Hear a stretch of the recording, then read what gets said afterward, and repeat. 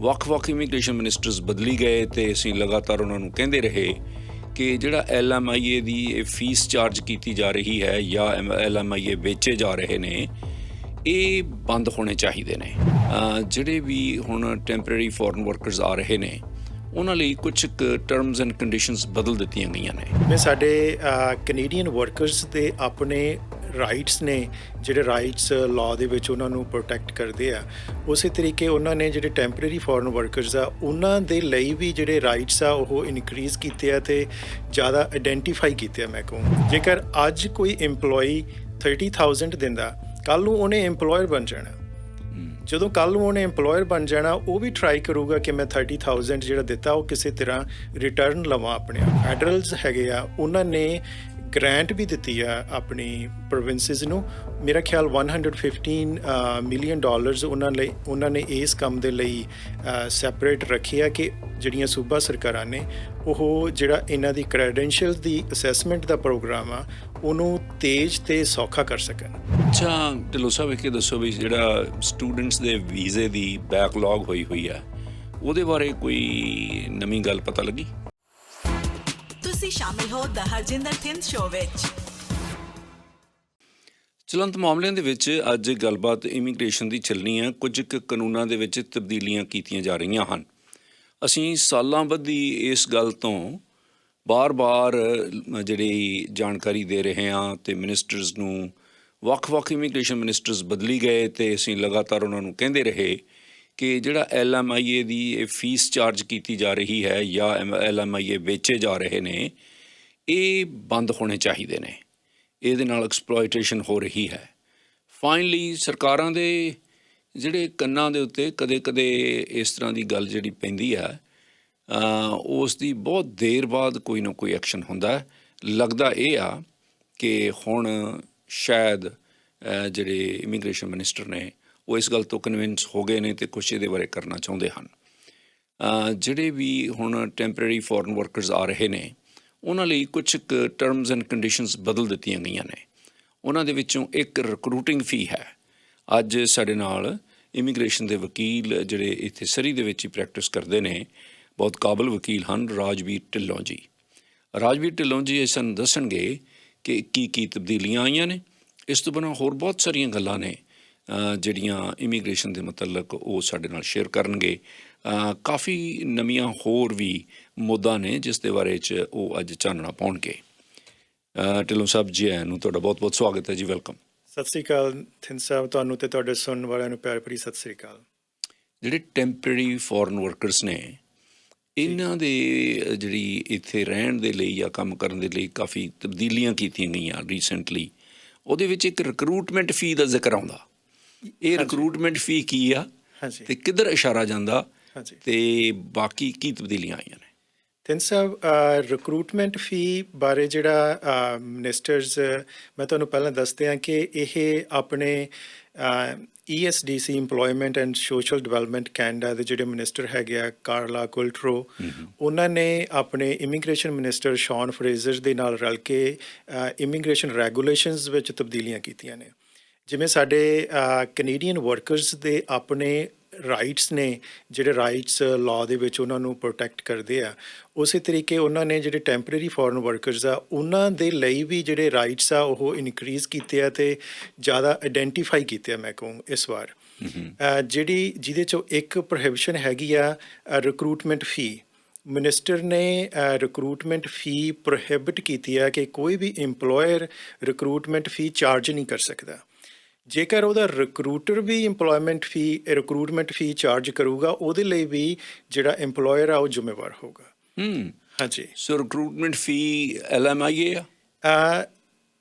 ਇਹ directly LMIA ਦੀ sale ਦਾ ਉਹਨਾਂ ਨੇ ਵਰਡ ਨਹੀਂ ਯੂਜ਼ ਕੀਤਾ, ਪਰ ਇਹ ਇਸ਼ਾਰਾ ਉਸੇ ਵੱਲ ਹੀ ਆ ਕਿ ਜਦੋਂ ਇੰਪਲੋਇਰ ਉਹਨੂੰ ਹਾਇਰ ਕਰਦਾ ਇੰਪਲੋਈ ਨੂੰ, ਪੈਸਾ ਨਹੀਂ ਲੈ ਸਕਦਾ ਕਿਸੇ ਰੂਪ 'ਚ ਵੀ, ਕਿਸੇ ਰੂਪ ਦੇ ਵਿੱਚ ਵੀ। ਨਾ ਉਹ ਡਾਇਰੈਕਟਲੀ ਆਪ ਲੈ ਸਕਦਾ, ਨਾ ਕੋਈ ਹੋਰ ਉਹਦੇ ਬਿਹਾਫ 'ਤੇ ਲੈ ਸਕਦਾ। ਜੇਕਰ ਕੋਈ ਹੋਰ ਵੀ ਉਹਦੇ ਬਿਹਾਫ 'ਤੇ ਲੈਂਦਾ, ਉਹਦੇ ਲਈ ਇੰਪਲੋਇਰ ਰਿਸਪੋਂਸੀਬਲ ਆ। ਹਾਂਜੀ। ਹੋਰ ਕੀ ਤਬਦੀਲੀਆਂ ਨੇ? ਇਸ ਤੋਂ ਬਿਨਾਂ ਰੈਗੂਲੇਸ਼ਨ ਦੇ ਵਿੱਚ ਉਹਨਾਂ ਨੇ ਇੰਪਲੋਇਰਸ ਨੂੰ ਪ੍ਰੋਹਿਬਿਟ ਕੀਤਾ ਕਿ ਉਹ ਜੇਕਰ ਕੋਈ ਟੈਂਪਰੇਰੀ ਫੋਰਨ ਵਰਕਰ ਕੰਪਲੇਂਟ ਕਰਦਾ ਇੰਪਲੋਇਰ ਦੇ ਅਗੇਂਸਟ, ਤਾਂ ਉਹਦੇ ਅਗੇਂਸਟ ਰਿਟੇਲੀਏਟ ਨਹੀਂ ਕਰ ਸਕਦਾ ਇੰਪਲੋਇਰ ਉਹਦੇ ਇਵਜ਼ ਦੇ ਵਿੱਚ। ਲਾਈਕ ਜਿਵੇਂ ਜੇਕਰ ਕਿਸੇ ਨੇ ਕੰਪਲੇਂਟ ਕੀਤੀ ਇੰਪਲੋਇਰ ਦੀ, ਤਾਂ ਇੰਪਲੋਈ ਨੂੰ ਉਹ ਫਾਇਰ ਨਹੀਂ ਕਰ ਸਕਦਾ ਰਿਟੇਲੀਏਸ਼ਨ 'ਚ ਉਹਦੇ ਵੇਜ ਨਹੀਂ ਕੱਟ ਕਰ ਸਕਦਾ, ਉਹਦੇ ਆਵਰਸ ਨਹੀਂ ਘਟਾ ਸਕਦਾ। ਇਹ ਵੀ ਬਿਗ ਅਨਾਊਂਸਮੈਂਟ ਹੈਗੀ ਆ ਜਿਹੜੀ ਮਿਨਿਸਟਰਸ ਦੀ ਆ। ਇਸ ਤੋਂ ਬਿਨਾਂ ਜਦੋਂ ਸੋ ਅੱਗੇ ਇੰਪਲੋਇਰ ਬਦਲਾ ਲੂ ਕਾਰਵਾਈ ਕਰਦੇ ਰਹੇ। ਹਾਂਜੀ ਬਿਲਕੁਲ ਜੀ। ਸੋ ਉਹਦੇ ਲਈ ਜੇ ਕਰਦੇ ਨਹੀਂ ਵੀ ਰਹੇ ਤਾਂ ਇੰਪਲੋਈ ਨੂੰ ਡਰ ਰਿਹਾ ਹਮੇਸ਼ਾ ਕਿ ਜੇਕਰ ਮੈਂ ਕੰਪਲੇਂਟ ਕਰਦਾ ਕਿਤੇ ਇੰਪਲੋਇਰ ਰਿਟੇਲੀਏਟ ਨਾ ਕਰੇ। ਸੋ ਉਹਨਾਂ ਦੇ ਹੌਸਲਾ ਵਧਾਉਣ ਦੇ ਲਈ ਵਰਕਰਸ ਦਾ, ਤਾਂ ਕਿ ਉਹਨਾਂ ਦਾ ਜਿਹੜਾ ਸ਼ੋਸ਼ਣ ਆ ਇੰਪਲੋਈਜ਼ ਦਾ ਉਹ ਬੰਦ ਹੋ ਸਕੇ। ਐਕਚੁਅਲੀ ਜਿਹੜੀਆਂ ਇਹ ਤਬਦੀਲੀਆਂ ਕੀਤੀਆਂ ਮਿਨਿਸਟਰਸ ਨੇ, ਇਹ ਫੋਰਨ ਵਰਕਰਸ ਦੀ ਸੇਫਟੀ, ਉਹਨਾਂ ਦੀ ਡਿਗਨਿਟੀ ਅਤੇ ਉਹਨਾਂ ਦੀ ਹੈਲਥ ਕੇਅਰ ਨੂੰ ਧਿਆਨ 'ਚ ਰੱਖ ਕੇ ਕੀਤੀਆਂ ਕਿ ਉਹਨਾਂ ਨੂੰ ਪ੍ਰੋਪਰ ਉਹਨਾਂ ਦੇ ਰਾਈਟ ਮਿਲ ਸਕਣ ਜਿਹੜੇ ਇੰਟਰਨੈਸ਼ਨਲੀ ਰਿਕੁਆਇਰਡ ਆ ਕੈਨੇਡਾ ਤੋਂ। ਇਸ ਤੋਂ ਜਦ ਵੀ ਮੈਂ ਇਮੀਗ੍ਰੇਸ਼ਨ ਮਿਨਿਸਟਰ ਨਾਲ ਇਹ ਮੁੱਦਾ ਅੱਗੇ ਲੈ ਕੇ ਆਂਦਾ, ਉਦੋਂ ਹੀ ਉਹਨਾਂ ਨੇ ਇਹ ਗੱਲ ਜਦ ਹੀ ਕਹਿ ਦਿੱਤੀ ਕਿ ਇਹ ਤਾਂ ਕਾਰਲਾ ਕੁਆਲਟਰੋ ਆ ਜਿਹੜੀ ਉਸ ਦੇ ਡਿਪਾਰਟਮੈਂਟ ਦੀ ਗੱਲ ਆ। ਫਾਈਨਲੀ ਅਸੀਂ ਇਹ ਕਹਿੰਦੇ ਵੀ ਰਹੇ ਤੁਸੀਂ ਉਹਨਾਂ ਨਾਲ ਇਕੱਠੇ ਕਿਉਂ ਨਹੀਂ ਬੈਠਦੇ?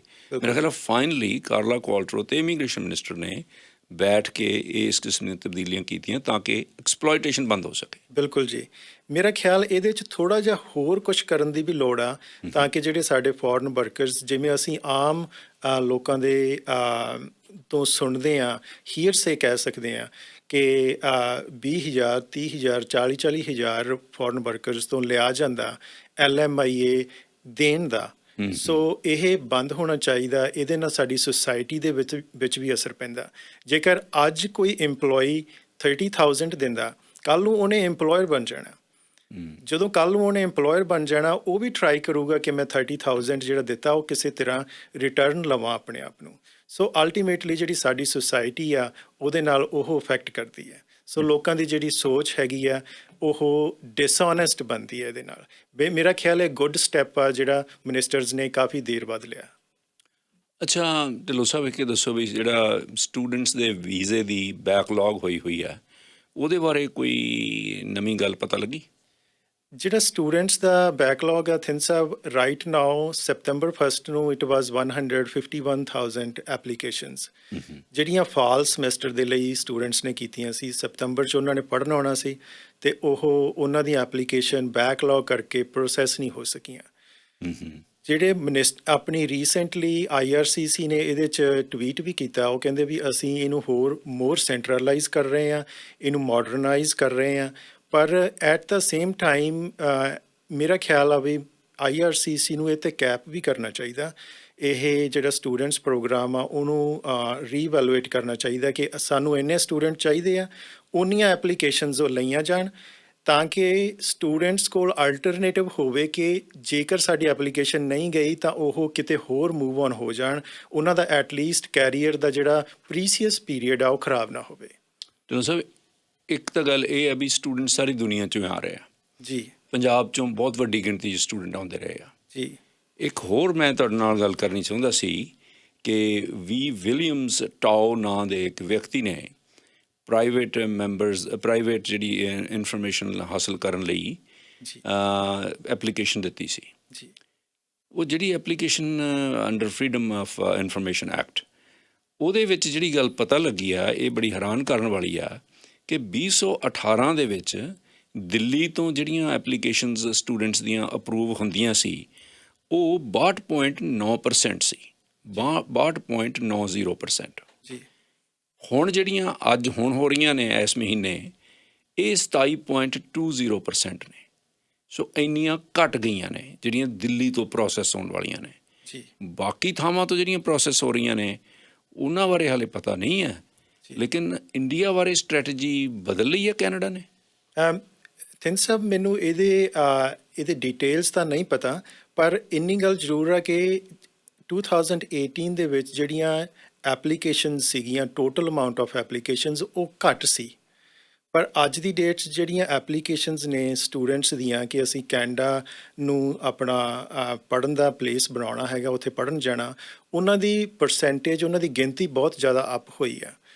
ਸੋ ਇਹ ਵੀ ਹੋ ਸਕਦਾ ਕਿ ਉਹ ਜਿਹੜੀ ਗਿਣਤੀ ਅਪ ਹੋਈ ਆ ਉਹਦੇ ਰਿਸਪੈਕਟ ਉਹਦੇ ਪ੍ਰੋਪੋਰਸ਼ਨ ਦੇ ਵਿੱਚ ਜਿਹੜੀਆਂ ਅਪਰੂਵ ਹੋਈਆਂ ਉਹ ਘੱਟ ਹੋਣ, ਪਰ ਇਸ ਵਾਰ ਜਿਹੜੇ ਸਟੂਡੈਂਟਸ ਹੈਗੇ ਆ ਉਹ ਜ਼ਿਆਦਾ ਆਏ ਆ ਪਿਛਲੇ ਸਾਲ ਦੇ ਨਾਲੋਂ, ਅੱਛਾ ਜੀ। ਟੋਟਲ ਅਮਾਊਂਟ ਦੇ ਵਿੱਚ, ਨਾ ਕਿ ਇਕੱਲੇ ਇੰਡੀਆ ਦੇ ਜਾਂ ਬਾਕੀ ਮੁਲਕਾਂ ਚੋਂ, ਹਾਂਜੀ, ਜਾਂ ਈਵਨ ਇੰਡੀਆ ਦੇ ਵੀ ਬਾਕੀ ਹਿੱਸਿਆਂ ਦੇ ਵਿੱਚੋਂ ਹਾਂਜੀ ਜਿਹੜੀ ਪ੍ਰੋਸੈਸਿੰਗ ਦਿੱਲੀ ਨਹੀਂ ਹੁੰਦੀ, ਹੋਰ ਹਿੱਸਿਆਂ 'ਚ ਹੁੰਦੀ ਆ ਜੀ, ਚਲੋ ਮਹਾਰਾਸ਼ਟਰ 'ਚ ਹੁੰਦੀ ਹੈ, ਕਿਤੇ ਹੋਰ ਹੁੰਦੀ ਆ ਜੀ, ਉਹਨਾਂ ਦੀ ਗਿਣਤੀ ਵਧੀ ਆ, ਦਿੱਲੀ ਵਾਲਿਆਂ ਦੀ ਘਟੀ ਆ। ਇਹਦਾ ਮੈਨੂੰ ਗਿਆਨ ਨਹੀਂ ਹੈਗਾ, ਬਿਕੋਜ਼ ਇਹ ਕਿਸੇ ਪ੍ਰਾਈਵੇਟ ਪਰਸਨ ਨੇ ਜਿਹੜੀ ਹੈਗੀ ਆ ਇਨਫੋਰਮੇਸ਼ਨ ਲਈ ਆ, ਤੇ ਪਰ ਐਕਚੁਅਲ ਦੇ ਵਿੱਚ ਜਿਹੜੀਆਂ ਕੈਨੇਡਾ 'ਚ ਪੜ੍ਹਨ ਆਉਣ ਵਾਲੇ ਸਟੂਡੈਂਟਸ ਦੀਆਂ ਐਪਲੀਕੇਸ਼ਨਸ ਆ ਉਹ ਵਧੀਆਂ ਨੇ। ਸੋ ਜਦੋਂ ਅਸਲ ਦੇ ਵਿੱਚ ਜਿਹੜੀਆਂ ਇਹਨਾਂ ਦੀਆਂ ਸਟੂਡੈਂਟਸ ਦੀਆਂ ਪਲੇਸਿਸ ਆ ਉਹ ਤਾਂ ਸੇਮ ਹੀ ਆਲਮੋਸਟ, ਉਹਨਾਂ 'ਚ ਇਨਕਰੀਜ਼ ਨਹੀਂ ਹੋਇਆ, ਪਰ ਐਪਲੀਕੇਸ਼ਨ ਦੇ ਵਿੱਚ ਇਨਕਰੀਜ਼ ਹੋਇਆ। ਸੋ ਜਦੋਂ ਐਪਲੀਕੇਸ਼ਨਸ ਦੇ ਵਿੱਚ ਇਨਕਰੀਜ਼ ਹੋਇਆ, ਡੈਫੀਨੇਟਲੀ ਉਹਦੇ ਨਾਲ ਜੇਕਰ ਸਟੂਡੈਂਟ ਦੀਆਂ ਪਲੇਸਿਸ ਦੇ ਵਿੱਚ ਇੱਥੇ ਕਾਲਜਿਸ ਦੇ ਵਿੱਚ ਇਨਕਰੀਜ਼ ਹੁੰਦਾ ਤਾਂ ਉਹ ਹੋ ਸਕਦਾ ਵੀ ਜਿਹੜੀ ਉਹ ਪ੍ਰਪੋਰਸ਼ਨ ਉਹ ਸੇਮ ਰਹਿੰਦੀ। ਅੱਛਾ ਵਕੀਲ ਸਾਹਿਬ, ਇੱਕ ਮੈਂ ਤੁਹਾਨੂੰ ਹੋਰ ਪੁੱਛਣਾ ਚਾਹੁੰਦਾ ਵੀ ਬਾਹਰਲੇ ਮੁਲਕਾਂ ਤੋਂ ਡਾਕਟਰ ਕੈਨੇਡਾ 'ਚ ਲਿਆਂਦੇ ਜਾਣ, ਇਹ ਬਹੁਤ ਜ਼ੋਰ ਪੈ ਰਿਹਾ ਸਰਕਾਰਾਂ ਦੇ ਉੱਤੇ, ਫੈਡਰਲ ਸਰਕਾਰ 'ਤੇ, ਸੂਬਾ ਸਰਕਾਰ 'ਤੇ। ਹਾਂਜੀ, ਇੱਥੋਂ ਅਸੀਂ ਵੀ ਕਈ ਪ੍ਰੋਗਰਾਮ ਕੀਤੇ, ਇਹ ਕਿ ਫਿਜ਼ੀਸ਼ੀਅਨਸ ਜਿਹੜੇ ਉੱਥੋਂ ਆ ਰਹੇ ਨੇ, ਡਾਕਟਰ ਦਾ ਡਾਕਟਰ ਆ, ਮਨੁੱਖੀ ਬਾਡੀ ਦਾ ਉਹਨੂੰ ਸਾਰਾ ਪਤਾ। ਬਿਲਕੁਲ ਜੀ। ਹੁਣ ਮੈਂ ਸੁਣਿਆ ਕਿ ਫਾਈਨਲੀ ਕੈਨੇਡਾ ਦੀ ਇਮੀਗ੍ਰੇਸ਼ਨ ਡਿਪਾਰਟਮੈਂਟ ਨੇ ਕੁਝ ਕੁ ਡਾਕਟਰਾਂ ਲਈ ਸਹੂਲਤਾਂ ਜਾਂ ਇੱਥੇ ਆਉਣ ਲਈ ਰਿਆਇਤਾਂ ਜਾਂ ਕੁਝ ਈਜ਼ੀ ਕਰ ਦਿੱਤਾ ਪ੍ਰੋਸੈਸ। ਥਿੰਦ ਸਾਹਿਬ, ਮੈਂ ਇਸ ਤਰ੍ਹਾਂ ਕਰੂੰਗਾ ਕਿ ਜਿਹੜੇ ਸਾਡੇ ਫੋਰਨ ਡਾਕਟਰਸ ਨੇ ਅਰਾਊਂਡ ਦਾ ਗਲੋਬ, ਉਹਨਾਂ ਲਈ ਕੈਨੇਡਾ ਨੇ ਆਲਮੋਸਟ ਕੈਨੇਡਾ ਨੂੰ ਓਪਨ ਕਰ ਦਿੱਤਾ। ਅੱਛਾ। ਹਾਂਜੀ, ਰੀਜ਼ਨ ਕੀ ਆ, ਜਿਹੜੇ ਡਾਕਟਰਸ ਆ ਉਹ ਜ਼ਿਆਦਾਤਰ ਅਪਲਾਈ ਕਰਦੇ ਸੀਗੇ ਕੈਨੇਡਾ ਆਉਣ ਲਈ ਅੰਡਰ ਫੈਡਰਲ ਸਕਿਲਡ ਸਿਸਟਮ। ਉਹ ਸਿਸਟਮ ਦੇ ਵਿੱਚ ਸਕਿਲਡ ਵਰਕਰ ਦੇ ਤੌਰ 'ਤੇ ਆਉਂਦੇ ਸੀ ਜੀ। ਹਾਂਜੀ, ਅਤੇ ਉਹਦੇ ਵਿੱਚ ਕੀ ਸੀਗਾ ਕਿ ਉਹਨਾਂ ਨੂੰ ਵਰਕ ਐਕਸਪੀਰੀਅੰਸ ਦੀ ਹਿਸਟਰੀ ਦੀ ਲੋੜ ਹੁੰਦੀ ਸੀ। ਉਹਨਾਂ ਦਾ ਜਿਹੜਾ ਵਰਕ ਐਕਸਪੀਰੀਅੰਸ ਸੀਗਾ ਉਹ ਜਿਵੇਂ ਕੈਨੇਡਾ ਦੇ ਵਿੱਚ ਟ੍ਰੈਡੀਸ਼ਨਲ EMPLOYER ਦਾ ਵਰਕ ਐਕਸਪੀਰੀਅੰਸ ਆ, ਉੱਦਾਂ ਦਾ ਕਾਊਂਟ ਨਹੀਂ ਕੀਤਾ ਜਾਂਦਾ ਸੀ, ਕਿਉਂਕਿ ਉਹ ਫੀ ਫਾਰ ਸਰਵਿਸ ਦੇ ਤੌਰ 'ਤੇ ਕੰਮ ਕਰਦੇ ਸੀ, ਫੀ ਫਾਰ ਸਰਵਿਸ ਮੈਥਡ ਦੇ ਵਿੱਚ ਕੰਮ ਕਰਦੇ ਸੀ, ਅਤੇ ਉਹਨਾਂ ਨੂੰ ਸੈਲਫ EMPLOYED ਗਿਣਿਆ ਜਾਂਦਾ ਸੀ। ਸੋ ਇਸ ਕਰਕੇ ਉਹਨਾਂ ਦਾ ਐਕਸਪੀਰੀਅੰਸ ਕਾਊਂਟ ਨਹੀਂ ਸੀ ਹੁੰਦਾ। ਹੁਣ ਮਿਨਿਸਟਰ ਨੇ ਉਹਨਾਂ ਨੂੰ ਐਗਜ਼ੈਂਪਸ਼ਨ ਹੀ ਦਿੱਤੀ ਆ ਕਿ ਉਹਨਾਂ ਨੂੰ ਐਕਸਪੀਰੀਅੰਸ ਦੀ ਲੋੜ ਨਹੀਂ, if they are doctor they can just apply. ਉਹ ਆਈ ਸੀ। ਹਾਂਜੀ, ਸੋ ਜਿਹੜੇ ਬਾਕੀ ਦੇ ਆਬਸਟੀਕਲ ਸੀ ਉਹ ਦੂਰ ਕਰਤੇ ਰਾਜ। ਬਿਲਕੁਲ, ਉਹਨਾਂ ਦੇ ਜਿੰਨੇ ਬੈਰੀਅਰ ਸੀਗੇ ਉਹ ਦੂਰ ਕਰਤੇ। ਮੇਰਾ ਖਿਆਲ ਇਹਦੀ ਲੋੜ ਵੀ ਸੀ, ਕਿਉਂਕਿ ਕੈਨੇਡਾ ਨੂੰ ਜਿਹੜੀ ਹੈਗੀ ਆ ਹੈਲਥ ਕੇਅਰ ਸਿਸਟਮ ਦੇ ਵਿੱਚ ਡਾਕਟਰਸ ਦੀ ਅਤਿਅੰਤ ਲੋੜ ਆ। ਖੈਰ ਇਹ ਤਾਂ ਕੰਪਲੀਕੇਟਡ ਮਸਲਾ, ਮੇਰਾ ਖਿਆਲ ਤੁਹਾਡਾ ਫੀਲਡ ਵੀ ਨਹੀਂ, ਕਿਉਂਕਿ ਇਮੀਗ੍ਰੇਸ਼ਨ ਦੇ ਪੱਖੋਂ ਕਲੀਅਰੈਂਸ ਦੇ ਦੇਣੀ, ਇੱਥੇ ਆ ਜਾਣਾ ਕਾਫੀ ਨਹੀਂ।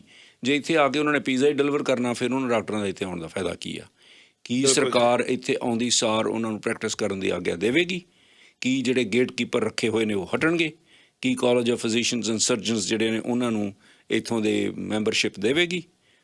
ਉਹਦੇ ਨਾਲ ਹੋਰ ਬਹੁਤ ਸਾਰੇ ਸਵਾਲ ਜੁੜੇ ਹੋਏ ਆ, ਪਰ ਇਹ ਜਿਹੜਾ ਪਹਿਲਾ ਸਟੈਪ ਸੀ ਕਿ ਉਹਨਾਂ ਦੇ ਰਸਤੇ ਦੇ ਵਿੱਚ ਰੋੜਾ ਸੀ, ਇਹ ਸਕਿਲਡ ਵਰਕਰ ਦੇ ਤੌਰ 'ਤੇ ਨਹੀਂ, ਸਗੋਂ ਉਹ ਹੁਣ ਇੱਕ ਡਾਕਟਰ ਦੇ ਤੌਰ 'ਤੇ ਆ ਸਕਦੇ ਆ। ਬਿਲਕੁਲ ਥਿੰਦ ਸਾਹਿਬ, ਇਸ ਤਰ੍ਹਾਂ ਵੀ ਫੈਡਰਲ ਗੌਰਮੈਂਟ ਨੇ ਆਪਣਾ ਜਿਹੜਾ ਕੰਮ ਹੈਗਾ ਉਹ ਕਰ ਦਿੱਤਾ।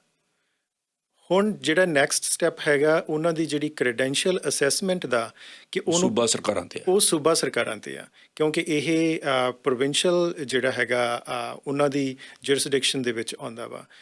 ਇਹਨੂੰ ਇਨਲਾਈਨ ਕਰਨ ਦੇ ਲਈ ਆਪਣੇ ਜਿਹੜੇ ਫੈਡਰਲਸ ਹੈਗੇ ਆ ਉਹਨਾਂ ਨੇ ਗ੍ਰਾਂਟ ਵੀ ਦਿੱਤੀ ਆ ਆਪਣੀ ਪ੍ਰੋਵਿੰਸਿਸ ਨੂੰ। ਮੇਰਾ ਖਿਆਲ $115 ਮਿਲੀਅਨ ਉਹਨਾਂ ਨੇ ਇਸ ਕੰਮ ਦੇ ਲਈ ਸੈਪਰੇਟ ਰੱਖੇ ਆ ਕਿ ਜਿਹੜੀਆਂ ਸੂਬਾ ਸਰਕਾਰਾਂ ਨੇ ਉਹ ਜਿਹੜਾ ਇਹਨਾਂ ਦੀ ਕ੍ਰੈਡੈਂਸ਼ੀਅਲ ਦੀ ਅਸੈਸਮੈਂਟ ਦਾ ਪ੍ਰੋਗਰਾਮ ਆ ਉਹਨੂੰ ਤੇਜ਼ ਅਤੇ ਸੌਖਾ ਕਰ ਸਕਣ। ਅੱਛਾ, ਹਾਂਜੀ। ਸੋ ਫਿਰ ਇਹ ਉਮੀਦ ਵਧੀ ਹੈ ਇਸ ਦੇ ਨਾਲ ਜੀ। ਹੋਰ ਕੋਈ ਇਮੀਗ੍ਰੇਸ਼ਨ ਦੀ ਖਬਰਸਾਰ? ਥਿੰਦ ਸਾਹਿਬ, ਇਹੀ ਆ, ਪਰ ਸਾਰਿਆਂ ਤੋਂ ਬੈਸਟ ਜਿਹੜੀ ਹੈਗੀ ਆ ਕਿ ਮਿਨਿਸਟਰਸ ਨੇ ਅਲਟੀਮੇਟਲੀ ਜਿਹੜੀਆਂ LMI ਦੇ ਨਾਲ ਰਿਲੇਟਡ ਜਿਹੜੀ ਰਿਕਰੂਟਿੰਗ ਫੀ ਦੇ ਤੌਰ 'ਤੇ ਉਹਨਾਂ ਨੇ ਜਿਹੜਾ ਧੰਦਾ ਚੱਲਦਾ ਸੀਗਾ ਉਹਨੂੰ ਬੰਦ ਕਰਨ ਦੀ ਟਰਾਈ ਕੀਤੀ ਆ। ਇਹ ਵੈਸੇ ਸ਼ਲਾਘਾਯੋਗ ਕਰ ਦੇਵਾਂ ਜੀ। ਹਾਂਜੀ, ਜੇ ਕਾਮਯਾਬ ਹੁੰਦਾ, ਕਿਉਂਕਿ ਜਿਹੜੇ LMIA ਵੇਚਦੇ ਨੇ ਉਹਨਾਂ ਕੋਲ ਹੋਰ ਬੜੀਆਂ ਤਰਕੀਬਾਂ ਨੇ। ਜੀ ਬਿਲਕੁਲ, ਉਹਨਾਂ ਨੂੰ ਵੈਸੇ ਮਿਨਿਸਟਰਸ ਨੂੰ ਇਹਦੇ ਵਿੱਚ ਹੋਰ ਕੰਮ ਕਰਨ ਦੀ ਵੀ ਲੋੜ ਆ। ਹੁਣ ਰਾਈਟ ਨਾਓ ਉਹ ਟਰੈਕ ਸਹੀ ਤੇ ਆ ਗਏ ਆ, ਇਹਨਾਂ ਨੂੰ ਹੋਰ ਇਹ 'ਤੇ ਵਰਕ ਕਰਨਾ ਪੈਣਾ ਵਾ। ਤੇ ਰਾਜਵੀਰ ਢਿੱਲੋਂ ਜੀ, ਤੁਹਾਡਾ ਟੈਲੀਫੋਨ ਨੰਬਰ ਕੀ ਹੈ? ਤਿੰਨ ਸਰ ਮੇਰਾ ਟੈਲੀਫੋਨ ਨੰਬਰ ਹੈਗਾ 604 592 1112। ਤੇ ਤੁਹਾਡਾ ਦਫ਼ਤਰ ਸਰੀ ਦੇ ਵਿੱਚ ਹੀ ਹੈ? ਥਿੰਨ ਸਾਹਿਬ ਐਕਚੁਅਲੀ ਮੇਰਾ ਦਫ਼ਤਰ ਡੈਲਟਾ ਦੇ ਵਿੱਚ ਆ, ਅੱਛਾ, ਡੈਲਟਾ ਸਾਈਡ ਤੇ, but Surrey Delta Scott road ਦੇ ਦੂਸਰੀ ਸਾਈਡ ਆ, ਤੇ ਐਡਰੈਸ ਹੈਗਾ 8253 120 street Delta. 8253 Scott road. Scott road. ਬਹੁਤ ਮਿਹਰਬਾਨੀ ਜੀ ਤੁਹਾਡੀ, ਬਹੁਤ ਸ਼ੁਕਰੀਆ। ਧੰਨਵਾਦ ਸਿੰਘ ਸਾਹਿਬ। Thank you.